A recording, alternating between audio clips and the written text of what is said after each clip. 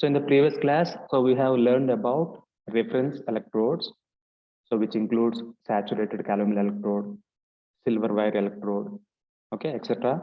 So in which saturated calomel electrode is most widely used one. Why? Because it has many advantages than disadvantages, right?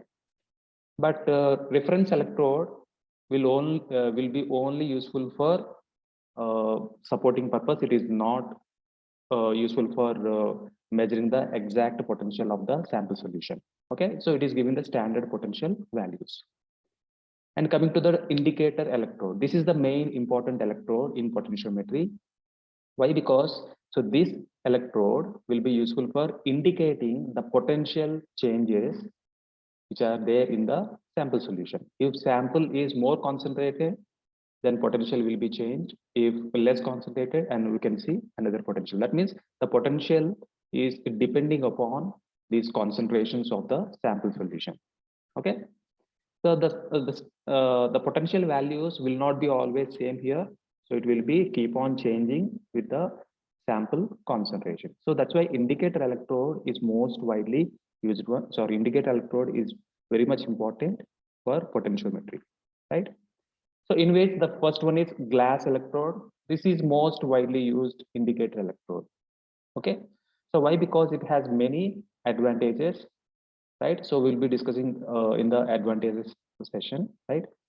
And here this is the construction part of glass electrode. So what is glass electrode is consist of? It is consist of a glass bulb, right? So it is a glass bulb, very thin glass bulb is there, and inside the glass bulb there is an AgCl wire, that is silver chloride wire is there. This is the metallic wire, so which is indicating the potential values. Okay, so this silver chloride wire is there inside the glass bulb, but here important thing is inside the glass bulb there will be 0.1 normal HCl solution, right? So this is very much important. Why? Because here it is maintaining a constant potential values inside the bulb. So what is the purpose of maintaining the constant potential values? Why? Because so here HCl solution that we are using is a known concentration, a standard concentration that we are using. So that's why a standard potential values will be developed inside the glass bulb, right? So what is the use of maintaining the standard potential values inside the bulb? So why? Because if you maintain a standard potential values inside the bulb, then it can easily identify the difference of potential values which are there outside the bulb. Okay, so that means, for example, we are taking a sample solution here. So we are taking higher the acid solution. We are taking acid solution here, so which consists of more number of H plus ions outside the bulb, right? And inside the bulb it will be constant, so we are taking only 0.1 normal HCl always.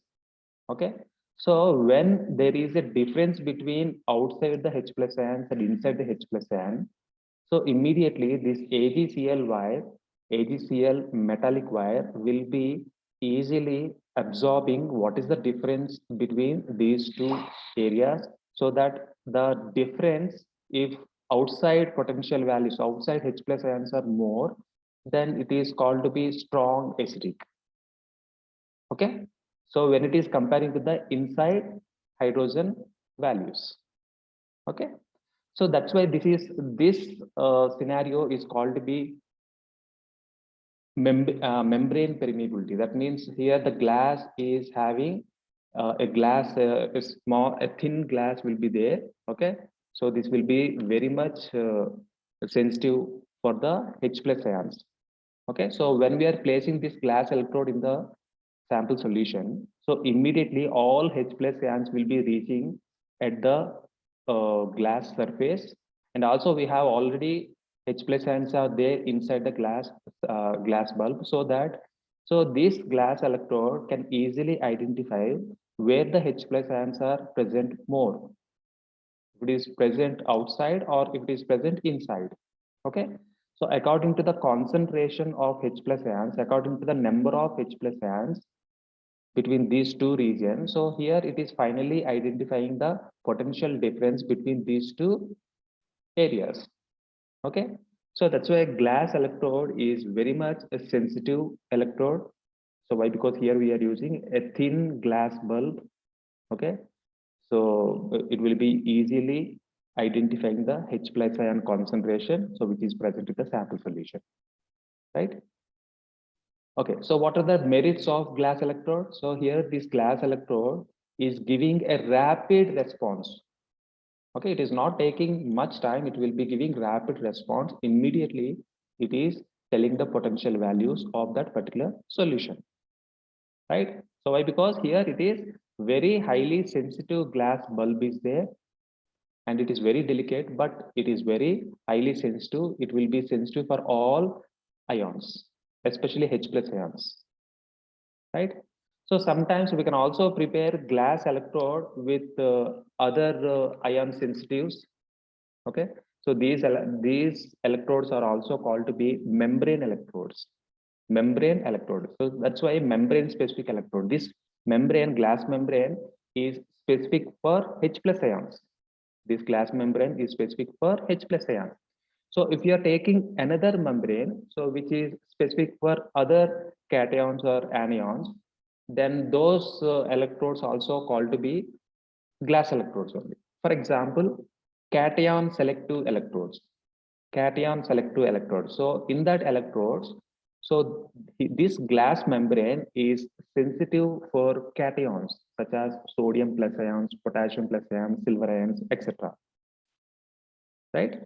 So that's why if you are changing the composition of the glass here, so it will, the sensitivity of the particular ion also will be changed. It is not always useful for the finding of H plus ions.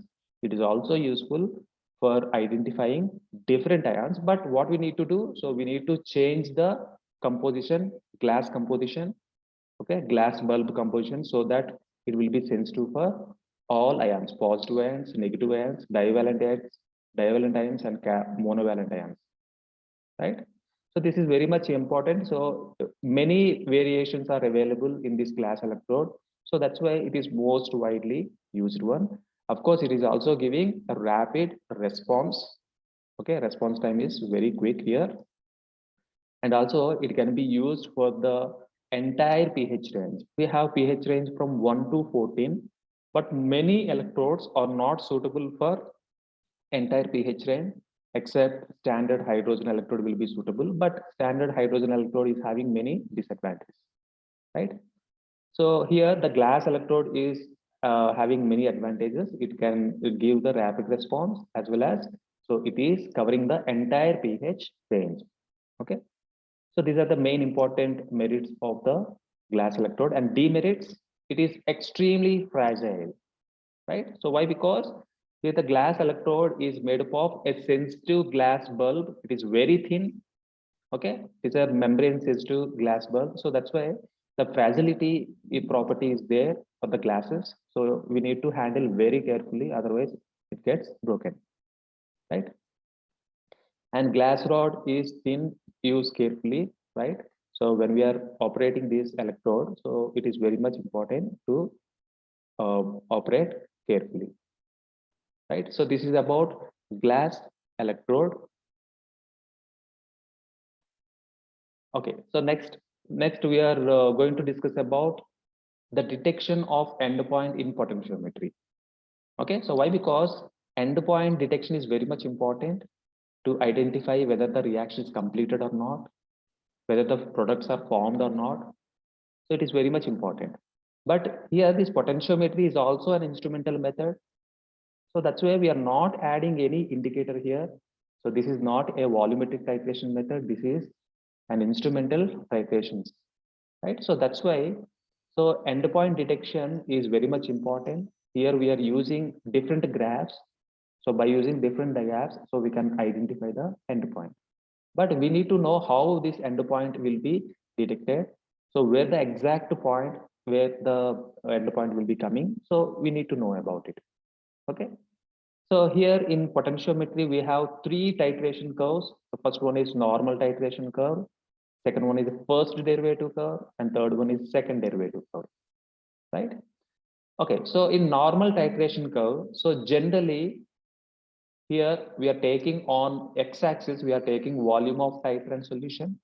So that means what we are titrating, so what we are taking in the burette, okay, so that solution, the volume that we are mentioning here, okay, for example, HCl is titrated with base. So base is taken in burette. So we need to write volume of NaOH or volume of base on x-axis. And what about y-axis? Here we need to take EMF values or potential values. Okay. So sometimes you can take pH values also. The same setup will be useful for pH meter also. Okay, what is the difference? In pH meter, we are measuring the pH values. In potentiometer, so we are measuring the potential values. That is only the difference. Remaining everything will be same. Okay, so that's why we can take pH or EMF on y-axis. Okay, so in normal titration curve, so here we can get a sigmoid type of curve. Okay, so it will be increasing slowly.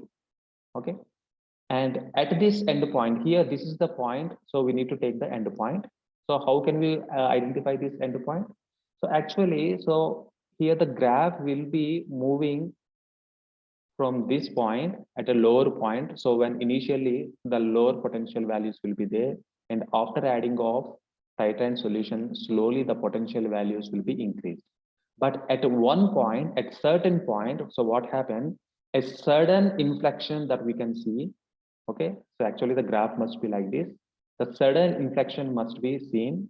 Okay, so suddenly it will be raised. So we have to see the sudden inflection point where it is suddenly raised. We have to measure the length of this sudden inflection. For example, if it is around 2 centimeters, if it is 2 centimeter sudden inflection that we have seen in our graph. So what we need to do? So we have to take the half of the sudden inflection points, right? So this is a sudden inflection graph. So in which we need to take exactly half part. So that is, this is the part, right? So at this part, so we can draw it as an end point. Okay. So what we need to do here? So in normal titration curve, so we need to check where is the sudden inflection is taking place, from which point to which point. So we need to measure the length of that point, and we have to take the half of that sudden inflection length. Okay, so that gives the end point, right? And the next one is first derivative graph. So what is the purpose of first derivative graph? So sometimes we cannot get the normal titration graph exactly what we have think. So sometimes it is coming in a different way, and we cannot see any sudden inflections. So that the time will be getting wasted, and the solvents will be wasted. So that's why at the time we can also prepare the first derivative graph. So we can take the information, we can take the values from the normal titration graph, and we can prepare a first derivative graph. No need to repeat the experiment. Okay. So what we are doing in first derivative graph? So in first derivative graph, so we are taking y-axis values in a different way. See here we are taking delta pH by delta V or delta EMF by delta V. So what is delta EMF? So here, so we are noting down the potential values at every 1 ml. Sometimes we are taking 0.5 ml, or sometimes we are taking 1 ml. At every 0.5 ml, we are taking potential values, or sometimes every 1 ml, we are taking potential values. So we need to take the difference of two EMF values, that is EMF2 minus EMF1 divided by volume 2 minus volume 1, right? So then it is called to be delta EMF by delta V, right? In the same way, we can take delta pH by delta V. This is for pH meter, right? So when we are using pH meter, when we note down the two pH values at two volumes, then we have to take the difference between two pH values as well as two volumes, right? So when we take like this, so we can draw a first derivative graph. So when we are drawing first derivative graph, generally we can get so this type of peak, right? It is a triangular shape peak will be coming, and simply we can identify the peak height. So this is the peak height, okay, at peak position. So we can draw as endpoint. So here this peak position that we can easily identify. So then this inflection point, sometimes we cannot identify the inflection point exactly. So it might give the wrong results, wrong endpoint values. But here the peak value that we can easily identify it. So that's why we can easily calculate the endpoint by using the graph. Okay. But in rare cases, what happened? The first derivative graph is also getting failed at the time. So we need to go for the second derivative graph. So what we are doing in second derivative graph, we have to take the squares, okay, squares of delta EMF divided by delta V. Okay, so we need to take the squares of delta EMF by delta V. At the same time, we can take the squares of the delta pH by delta V on y-axis. So if you observe three graphs, so one common thing is there that in all graphs, we are taking the volume of titrant in x-axis. There is no change in x-axis. X-axis will be same only. But what is the change? So only in y-axis will be changing here. In normal titration graph, we are simply taking EMF or pH values, right? On first derivative graph, we are taking delta EMF by delta V. In second derivative graph, you're taking delta square EMF by delta V square. Okay, so this is the change that we need to identify. And what we are getting here in secondary derivative graph, here we can get a positive graph as well as a negative graph. That means the positive graph, so will be going to the negative side, and finally it will be ending at the negative side. Okay, and we have to take the end point at exactly zero level. So when it is meeting to the zero, then it is called to be an end point, right? So we are considering, so this point is an end point in secondary derivative graph. So here we are not identifying the peaks. We are not marking the peaks here. Okay. So we are identifying the point at which it meets the zero. Okay. So then it is called to be an end point. So by these three methods, by these three curves, so we can identify the end point. So here we are not adding any indicator. Without adding of any indicator, we are simply identifying the end point in potentiometry, right?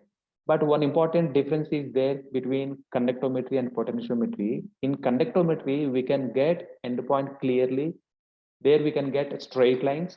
Sometimes it is sharply decreasing, sometimes it is gradually increasing. Okay, but here we cannot get any straight lines. So here we are getting curved lines will be getting here. Okay, so that's why we can go for three graphs. So normal, first and second derivative graphs.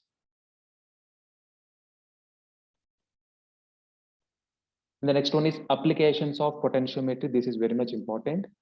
So these are the applications. So as we have already discussed in conductometry also we have many different types of conductometries like acid-base titrations.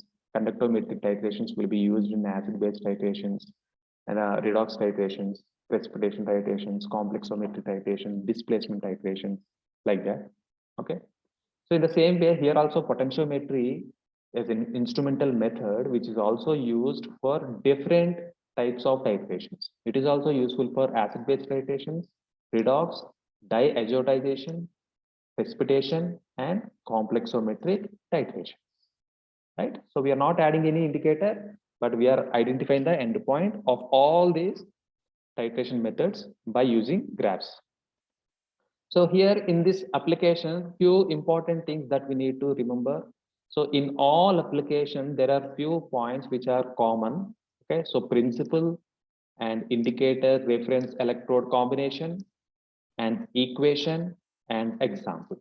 So these are the 5 points we need to mention for each titration method. Okay, so that's why this table is very much useful. Okay, The first one is acid-base titration. So if you are estimating acids or bases, then generally we can go for acid-base titration methods. Okay. So in the acid-base titration, one more method is also there, that is called non-aqueous titrations. Okay. So what is the difference between acid-base titrations and non-aqueous titration? So both will be useful, right? But here acid-base titrations are also called to be aqueous titrations. Why? Because acids or bases which will be dissolved in water, right? So when we are taking acid sample, so initially we need to convert into a solvent. That means we are dissolving a suitable solvent. So what is a suitable solvent for acid and base?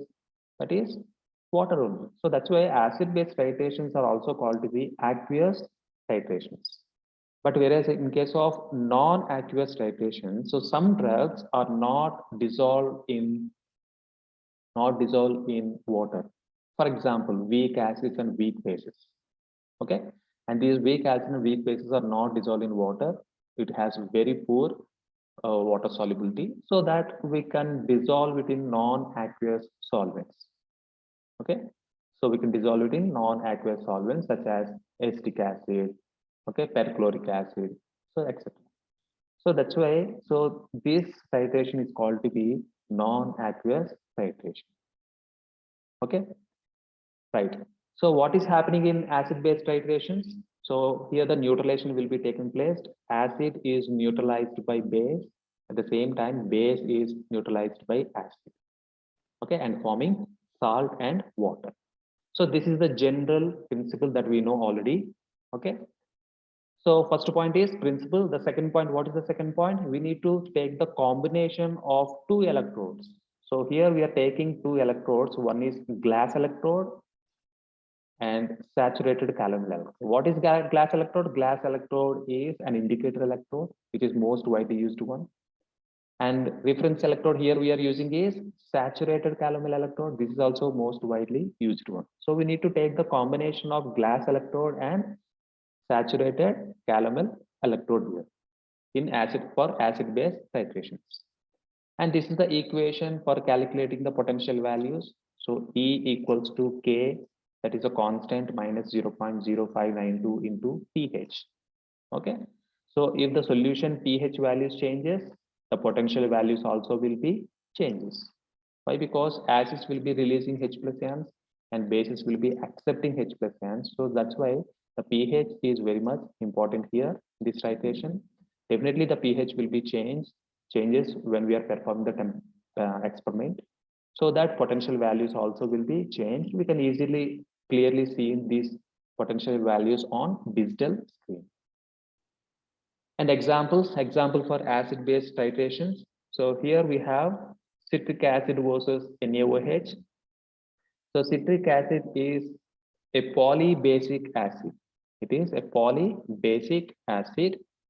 So why? Because it is having 3 carboxylic acid function groups. Okay, the basicity of citric acid is 3. So that's why citric acid is having the acidic nature, so which is titrated with a base. Okay, so here NaOH is a strong base, right? So polyacids can be easily estimated by using NaOH. Okay, and also HCl versus NH4OH. HCl is a strong acid, NH4OH is a weak base. Okay, so we can also take this combination.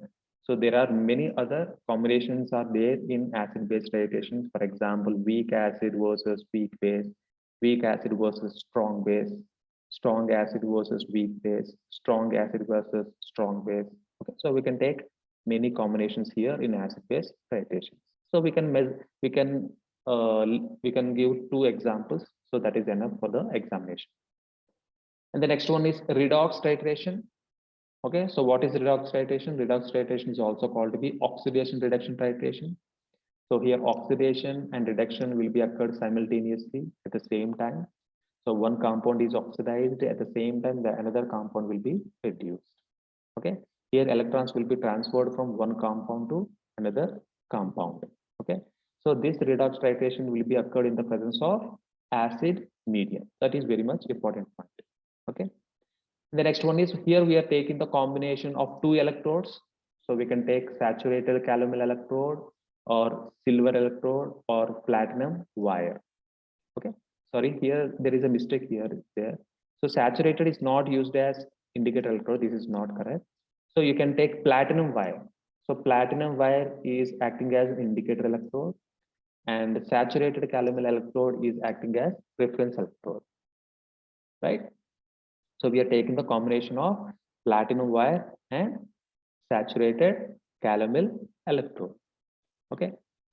So equation. So what is the equation here? How can we calculate the potential values? Here we are calculating the potential values by E equals to E naught. So E naught is a standard potential value of the metallic wire. If you take the platinum wire, the platinum is having a specific standard potential values. If you take silver chloride, so it is having a specific potential values. Okay, so E equals to E naught plus 0.0592 by N. So N is the valency and log of oxidizable substance by reducible substance. Why? Because we are using redox titration. So in redox titration, we have oxidizing agent and reducing agent. So that's why we need to take the concentration of oxidizing agent as well as reducing agent here. And the next one is example. Okay, so which drugs will be estimated by using redox titration? So sodium arsenide. Sodium arsenide is estimated by using potassium bromate. So this is called bromatometry. Okay, so when we are using potassium bromate as a titrant solution, then it is called to be bromatometry. So if you are using iodine, then it is called to be iodimetry, right? So here we are using potassium bromate. So that's why by using bromatometry, we are identifying, we are estimating sodium arsenide. Okay. And also we can estimate ferrous salts by using potassium permanganate. So potassium permanganate is acting as a titrant solution. So that's why this is called permanganometry. Okay. So permanganometry will be useful for estimating ferrous salts, right? So here potassium permanganate is used as titrant solution, which is a strong oxidizing agent. Okay, so potassium bromate is also strong oxidizing agent. The next one is diazotization titration. So di means two, azo means nitro. So here in diazotization titration, so we are forming diazotized salts, right? So that means N triple bond N. So those salts are called to be diazotized salts. Okay. So how can we get that salts? So here we are taking aromatic primary amines. Aromatic primary amines only giving the diazotization titration, right? So what we are doing here, aromatic primary amines are titrating with sodium nitrite, that is NaNO2. NaNO2, sodium nitrate, which is taken in burette as a titrant solution, and aromatic primary amine that we are estimating here in this titration will be taken in conical flask. Now we are providing acidic medium by providing H2SO4. So here the reaction will be performed, right? And finally we are forming diazotized salts, so which consist of two nitrogen groups. So N triple bond N. So this is called diazotization salt. Okay, so diazo compound. This is a diazo functional group will be formed finally in this titration. Okay, so here also we are taking the combination of two electrodes. So glass electrode is acting as indicator electrode and saturated calomel is acting as a reference electrode, right? The same combination that we have taken in acid-base titration, the same combination that we are repeating here also in diazotization titration. And next one is examples. Okay, so which drugs will be estimated by diazotization? So here alkaloids. So alkaloids, amines, sulfur drugs, these all drugs are consisting one important group that is called primary aromatic, so aromatic primary amines. Okay, so all drugs are having aromatic primary amines. So that's why we can easily identify, we can easily estimate by using diazotization titration, right?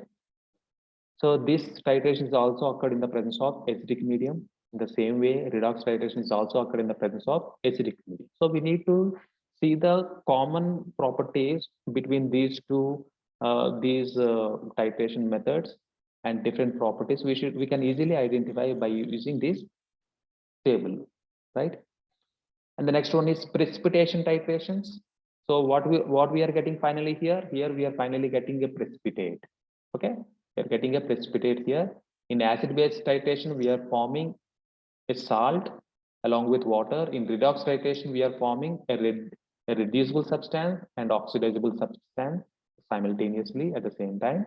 And in diazotization titration, we are forming a diisosalts, which consists of N triple bond N. In precipitation titration, we are forming a precipitate. So generally, precipitates are insoluble in nature. So water insoluble or sparingly soluble substances. Okay. So how can we get this sparingly soluble or water insoluble substances? So here we are adding a precipitating agent. Okay, for example, AgNO3. So AgNO3 is a precipitating agent, so which will be useful for precipitating chloride ions. If the sample solution is having chloride ion, so if you are adding AgNO3, immediately chloride ions will be precipitated and forming insoluble chloride ions. Initially, which are chloride ions are soluble chloride ions, but after adding of AgNO3, then these soluble chloride ions are getting converted into insoluble chlorides as precipitates. Okay. So here also we are taking the combination of indicator and reference electrode. So here indicator electrode is silver wire electrode and the reference electrode is saturated calomel electrode, right? So here we have another electrodes also, but you can mention only one electrode is sufficient, right? You can take any one combination, right? So no need to mention remaining two electrodes. So one combination that you can take. So here also saturated calomel electrode will be used, right? So if you observe closely in all titrations, so we can see the saturated calomel electrode here, right? In diazotization, in the precipitation titration, in complexometry titration. That means the same electrode will be used in all the titrations. So that's why this is most widely used one. And if you see the electrodes, indicator electrodes, in acid-base titration, we are using glass electrode. And also in diazotization titration, we are using glass electrode, right? And remaining three electrodes will be different, right? So you need to observe like that. Okay, right. So precipitation titration. So here also we are measuring the potential values of the sample solution by using Nernst equation, right? So here also we can measure the potential values of the sample solution by using Nernst equation, that is E equals to E naught. So E naught is a standard potential values of metallic wire present in the electrodes, and 0.0592 by N into log of M. Okay, so M is the precipitant ion, right? So here, so these are the examples. So by using this precipitation titration, so we can estimate different ions, okay, such as mercury, copper, lead, etc. So these ions are getting precipitated, okay, and finally forming an insoluble salts. Okay, so these ions can be easily estimated by using precipitation titration.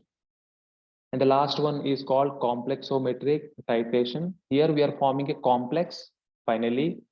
Okay, so generally EDTA is used as a complexing agent.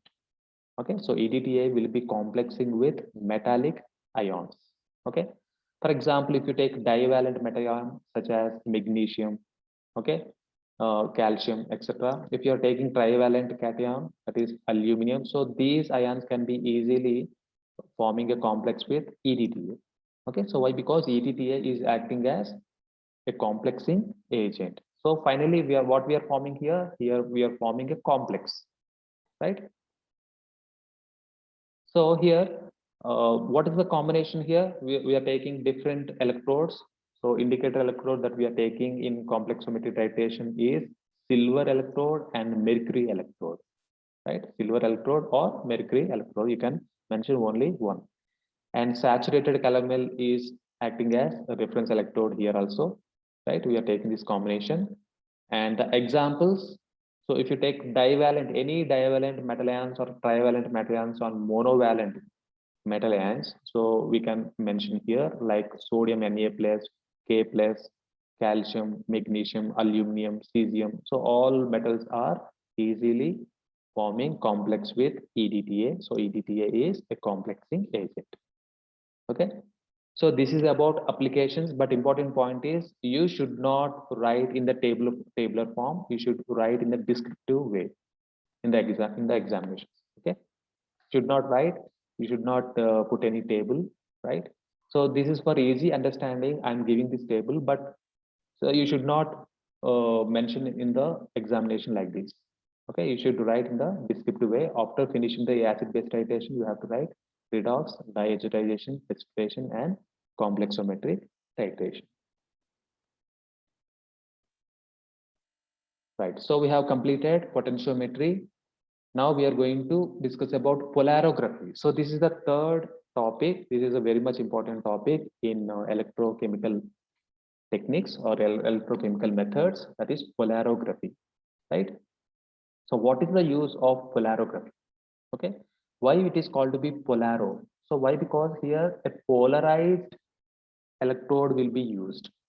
Here a polarized electrode will be used, okay, to measure the concentration of the sample solution. Okay, so generally dropping mercury electrode, a polarized electrode, which is also called to be DME. So this electrode will be used to measure the concentration of the sample solution. Okay, so what is this electrode will be measuring? Here it will be measuring electro-oxidizable, electro-reducible and electro-oxidizable ions which are present in the sample solution, right? So if the sample solution is having electro-oxidizable or electro-reducible substances, so we can easily identify by using polarography. So why? Because here we are using a polarized electrode, that is dropping mercuric electrode will be used. So which will be identifying these electro-reducible and oxidizable ions. But here important thing is how it occurs, how it will be observing these ions. So we'll be discussing in the coming slides. And here this polarography, so one important equation is there that we need to follow, that is Ilkovic equation. So this equation, so will be telling about the relationship between different components, right? So what is this Ilkovic equation? Here it will be telling about ID. So ID is called to be diffusion current. Diffusion current. So in polarography, we are producing many different type of currents like diffusion current, migration current. Okay, so different currents will be produced in this technique. But here, anyways, so one important current is called diffusion current. So this is the main important current. So which will be giving the information about the concentration, right?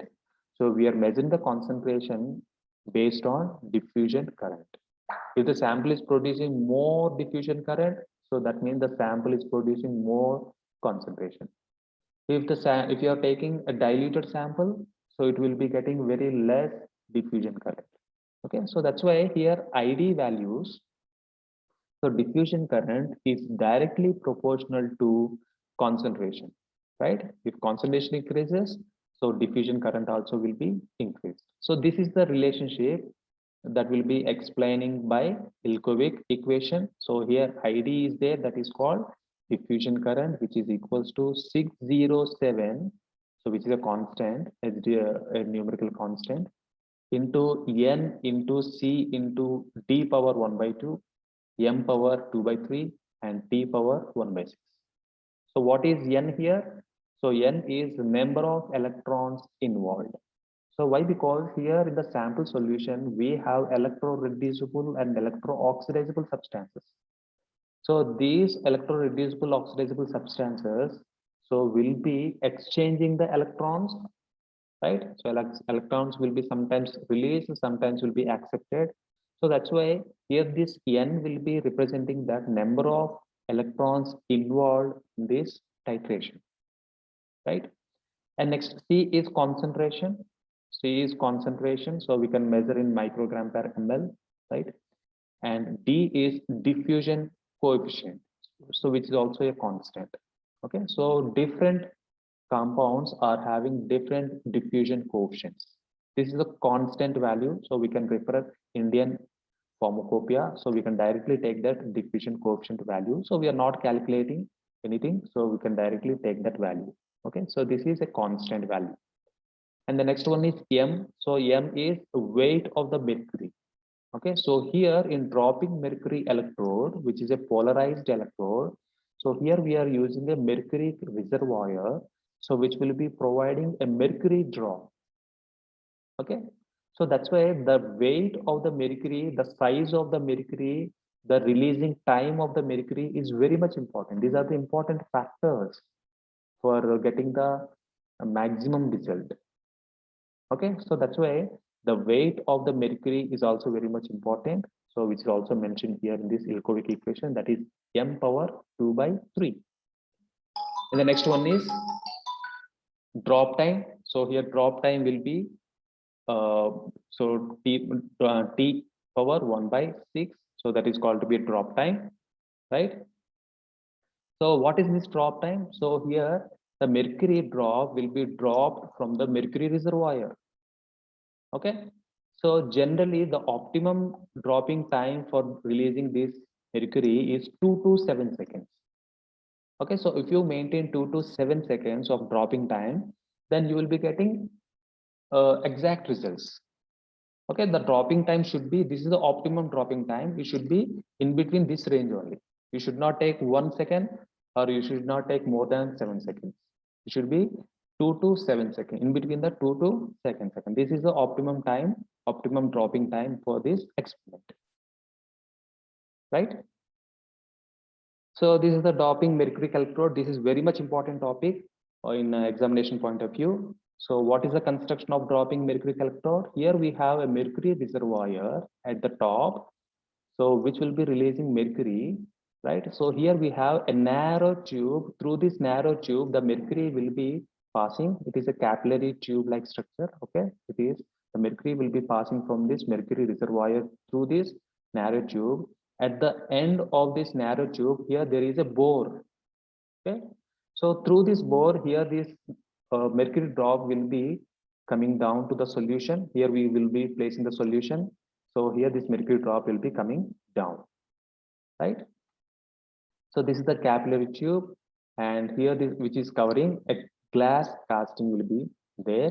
Okay, so this is the important thing here is the mercury is an important important component here, right? So mercury reservoir is there, and mercury drop will be produced for every 2 to 7 seconds. Okay, with optimum weight of that particular mercury drop. Okay, and merits. What are the merits of dropping mercury electrode? The surface of DME is smooth and reproducible. So here the electrode will be reproducible electrode. So generally, so we are using electrode which are not reproducible. Okay, that means here actual electrode is the dropping mercury, right? So this mercury will be reproduced for every 2 to 7 seconds. Okay, so that's why this is called a reproducible electrode, right? And here it will be releasing from the mercury reservoir. Okay, so every time we are using a new mercury drop for every 2 to 7 seconds. So that's why there is no poisoning effect here. So we have seen in standard hydrogen electrode that platinum wire is getting melted out when it is placed in the corrosive solutions. Okay, so what is happening there? So there the platinum wire will be getting melted, but here there is no problem with the platinum wire. So we are not using any platinum wire here. Here mercury drop will be released here, and that will be reproducible at every 2 to 7 seconds. So this is the merit. Okay, this is an advantage of the electrode. And here we are using a potential values. Generally we are using negative potential values will be used here. Okay, so and here this dropping mercury electrode will be connected with a battery, so which will be providing negative potential values, so that this mercury will be getting negative potential values. Okay, so what are the potential values that we can maintain here? That is plus 0.4 to minus 1.8. So this is the range optimum range that we need to maintain for this dropping mercury electrode. So that mercury drop will be getting a negative potential values. So that's why, so when it is getting the negative potential values, when there is a positive ions are there in the solution, so which will be easily attracting towards a negative potential values, right? So that we can get all the ions at one place, so that this electrode can be easily record the potential values. Okay, and the next one is demerits. So demerits of electrode, that is the electrode cannot be used above plus 0.4 volts. Okay, so if you are using more than 0.4 volts, that means if you are providing positive voltage, right? Actually, we need to get the negative voltage here. Okay, negative potential values we need to maintain here. But if you get more positive values, so what is happening here? Here mercury drop will be dissolved. It is getting dissolved. So what is the use of mercury drop when it is getting dissolved? There is no use. Here mercury drop is very much important, which is acting as a reproducible electrode. So when it is dissolved, we cannot reuse it. So we cannot perform our experiment. So that's why the mercury drop has to be there in the solution. It should not be getting any dissolved. So that's why we should not provide any positive potential values. We need to provide negative potential values only. So very less amount of positive potential value that we are providing, that is plus 0.4 volts, very less, right? But in case if you are taking less than minus 1.8, okay, so if you are taking beyond this minus 1.8, less than 1.8 at negative side, so what is happening? So here hydrogen will be liberated. So this is, hydrogen is very active element. We know that we have seen in the standard hydrogen electrode. So this hydrogen so will be reacting with oxidizable and reducible substances which are present in the solution. So actual purpose is to get negative potential value of mercury. So positive potential, positive ions must be moving towards the negatively charged mercury drop. But this purpose will not be fulfilled. Why? Because hydrogen will be liberated in the reaction. So this hydrogen so will be reacting with oxidizable and reducible substances. So there is no use of dropping mercury electrode. So that's why we should prevent it. We should not allow to release these H plus ions. So that's why hydrogen should not be created in the solution. So that's why we should strictly follow these potential values, that is plus 0.4 to minus 1.8, so that we can get accurate values, right? So this is the construction part of polarography technique, right? So here we are placing a mercury drop. So this is the DME. Sorry, this is the DM. 1 minute. Yeah.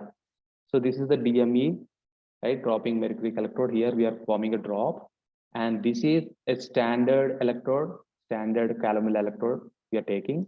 And here mercury drop electrode, that's DME, is acting as indicator electrode. Okay, so it is also having two electrodes. One is saturated calomel electrode, which is a standard electrode, and indicator electrode, which is a dropping mercury electrode, right? So here few important things that we need to maintain here. So that is nitrogen gas. So we need to provide nitrogen gas to the sample solution. So why? Because nitrogen gas is an inert gas. If the sample solution is having any air bubbles, okay, so this nitrogen gas will be accepting that high air bubbles, and it will be useful for remove the air bubbles which are present in this solution. So that's why we need to provide the nitrogen gas. If nitrogen gas is not provided, so what is happening? Here air bubbles will be there in the solution, so that air bubbles are having oxygen, so that here this mercury drop will be getting oxygenized. So why? Because oxygen atoms will be provided, oxygen atoms also will be moving towards this mercury drop, right? So kabatti here it is affecting the potential values, final potential values. So that's why air bubble should not be there. So for that purpose, we need to use inert nitrogen, as well as we can remove this oxygen also by agitation the solution. So solution will be placed in the sonicator, and so here oxygen molecules will be coming out. Okay, we can also use nitrogen, inert nitrogen gas, right? And these two indicators will be attached with a voltmeter, a battery. So battery will be provided. So battery will be providing the potential values. We need to maintain 0.42 minus 1.8 potential values, which will be provided by the battery. So we are controlling the battery, right? And ammeter will be useful for measuring the diffusion current. So here diffusion current will be measured here, and voltmeter will be giving the information about the voltage, that voltage that will be creating here, right? So this is the construction part of the polarography technique. And the next one is rotating platinum electrode. Rotating platinum electrode. So this is also important electrode, but it will be used sometimes only it will be used. Okay, mostly we are using DME only, dropping mercury electrode only we are using. Okay, what is rotating platinum electrode? So if you see the construction part of rotating platinum electrode, here we are having a platinum wire, a platinum metallic wire is present. And here, so at the end of this platinum metallic wire, so what is happening here, we are having a glass covering, so which must be a curved glass covering will be there at the end. Okay, so actually the picture will be like this. The curved glass tube will be there. So what happened here is, so this electrode, right? So this electrode will be rotated with the 600 RPM. Okay, 600 RPM rotations per minute for every minute. So it will be rotating around 600 times, right? At the end of this electrode here, there is a bore that is called orifice. Okay, so from this orifice here, what is happening here, the mercury drop will be released. Okay, so this is also the same construction that we have in the DME only, but there is a difference is there that at the end of this glass covering here, it is a curved one, and also it will be rotating with 600 RPM. So this is only the difference between the rotating platinum electrode and dropping mercury electrode. Dropping mercury electrode will not be rotated, it will be simply dropping the mercury drop at every 2 to 7 seconds. But here rotating platinum electrode will be dropping the mercury, as well as it will be rotating itself, so that mercury drop will be dispersed the entire solution, entire sample solution, and the reaction will be fastened. Okay, we can get the clear potential values within the short period of time, right? So that is the reason here we are having rotations in this rotating platinum electrode, right? And here we have many different types of currents which are produced in the polarography: residual current, migration current, diffusion current, and limiting current. And diffusion current is very much important. Okay, so this is the main current that will be measuring a concentration of the sample solution. But residual current also produced and limiting current also produced. But here the migrational current is also produced, but we should avoid this migrational current. Okay, so which is denoted by IM. So migrational current is denoted by IM, so which has to be prevented. So that's why we are adding potassium chloride. So we are adding potassium chloride that is more than 50 times of the sample solution. For example, if the sample solution that we are taking is 1 milligram per ml concentration, okay, so that means we need to take the potassium chloride, okay, so which is about 50 milligrams per ml. So we need to take 50 times more concentration than the sample solution, so that migrational current will be suppressed. Okay, so this potassium chloride is called to be supporting electrolyte that we are adding here to suppress this migrational current, right? And the last one is applications. So here we have two applications: inorganic applications and organic applications. Inorganic applications will be measuring for inorganic ions such as copper, zinc, iron, lead, and manganese, right? And organic applications, we are measuring the electro-reducible and electro-oxidizable substances and many other substances such as ketones, azo compounds, diazo compounds, and nitro-nitroso compounds. All organic compounds can be easily identified by using polarography technique. So this is about unit 5 revision part.